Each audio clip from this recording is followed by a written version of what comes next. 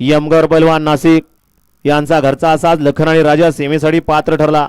विजेत्या बैलगाडी मालकाचं चालकाचं अभिनंदन आहे। हा यमगर पैलवान बघा कसं आहे, यमगर पैलवान जुना बैल पळत होता त्यांचा सोन्या, असे या ठिकाणी कुस्ती क्षेत्रातील यमगर पैलवान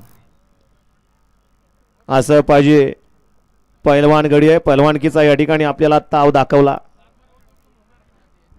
7-12 उद्योग समूह महाराष्ट्र राज्य यांच्याकडून या ठिकाणी ड्रायव्हरला 500 रुपयाचं बक्षीस आहे। आपलं बक्षीस तिकडे घ्यायचं आहे। सरपंच ते सोन्या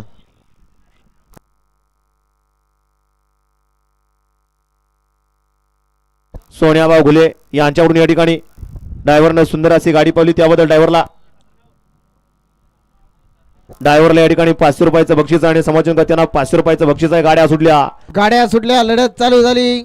भव्य आणि दिव्य नरेकरांच्या मैदानातील गट क्रमांक 55 पळतोय। 55 मध्ये 6 गाड्या पळत होत्या, त्यातल्या एक जण बाद झाला। आता पुढे 3 गाड्यांमध्ये सुंदर अशी लढत चालू आहे। लढत नाही, बाजी मारली।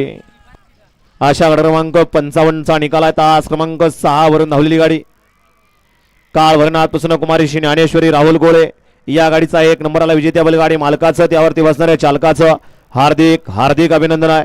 55 मधले बैलगाडी मालक आपल्या बैलाची नावं सांगून जा।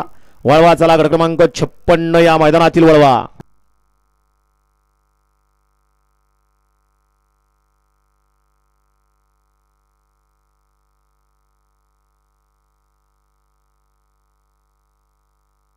सुंदर अशी गाडी पाली तस्कर आणि फायरची गट क्रमांक 55 मध्ये गाडी सेमीसाठी पात्र। सर्जा राजा राहिला, आता तस्कर गांजा मावा प्लॅस्टिक काय काय नावं ऐकाय मिळायला लागली।